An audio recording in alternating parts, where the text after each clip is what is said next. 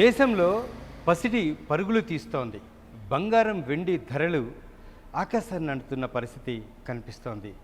దేశంలో నెలకొన్న యుద్ధ వాతావరణం, అట్లాగే దేశాల మధ్య నెలకొన్న అనిశ్చితి, అట్లాగే రష్యా బంగారు గనుల తవ్వకాల్లో నెలకొన్న ప్రతిష్టంభన, ఇవన్నీ కలిసి బంగారం రేట్లు పెరగడానికి దోహదం చేశాయని వ్యాపార నిపుణులు చెప్పుకొస్తున్న పరిస్థితి కనిపిస్తోంది. ఇక ఈరోజు మార్కెట్లో బంగారం 75,920 రూపాయలు 10 గ్రాములకు చేరుకుందంటే సామాన్యుడు బంగారం కొనగలడా?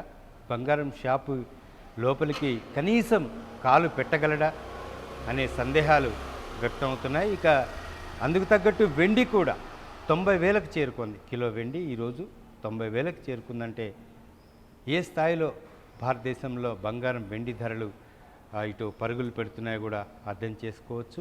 ఇక రిజర్వ్ బ్యాంక్ లాంటి కొన్ని కేంద్ర బ్యాంకులు కూడా బంగారాన్ని నిల్వల కోసం కొనుగోలు చేస్తున్న పరిస్థితి కనిపిస్తుంది. రిజర్వ్ బ్యాంక్ ఈ మధ్యనే 10 టన్నుల బంగారాన్ని కూడా కొనుగోలు చేసి రిజర్వ్ పెట్టుకుందంటే బంగారం భవిష్యత్తులో ఎంత స్థాయికి వెళ్తుందో కూడా అర్థం చేసుకోవచ్చు. ఇవన్నీ కలిపి, ఈ కారణాలన్నీ కలిపి బంగారం ఈరోజు భారతదేశంలో పరుగులు తీస్తున్న పరిస్థితి అయితే కనిపిస్తోంది. 75,920 రూపాయలు 10 గ్రాములకి బంగారం ధర ఎగబాకిందంటే సామాన్యుడు ఏ మేరకు ఈ బంగారాన్ని కొనగలడనేది కూడా ఆసక్తికరంగా మారింది. వచ్చేది మే నెల, పెళ్లిళ్ళ సీజన్.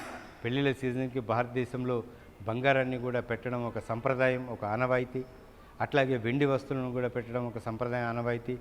ఎన్ని లక్షలు పెడితే ఇటు సంతృప్తికరమైన బంగారాన్ని కొనగలరు, బంగారాన్ని కొన్నామనే సంతృప్తి కలుగుతుంది అనేది కూడా ఆశ్చర్యానికి గురి చేస్తున్న పరిస్థితి అయితే కనిపిస్తున్నాయి. ఇక ఎప్పుడు బంగారం ఇప్పట్లో దిగి వస్తుందా అంటే చెప్పడం కూడా కష్టంగా మారింది.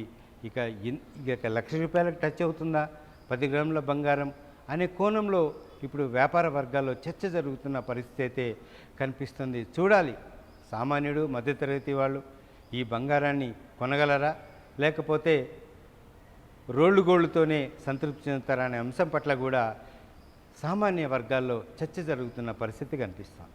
కెమెరా పర్సన్ రాజాతో హరికృష్ణ, మన ఇండియా తెలుగు, హైదరాబాద్.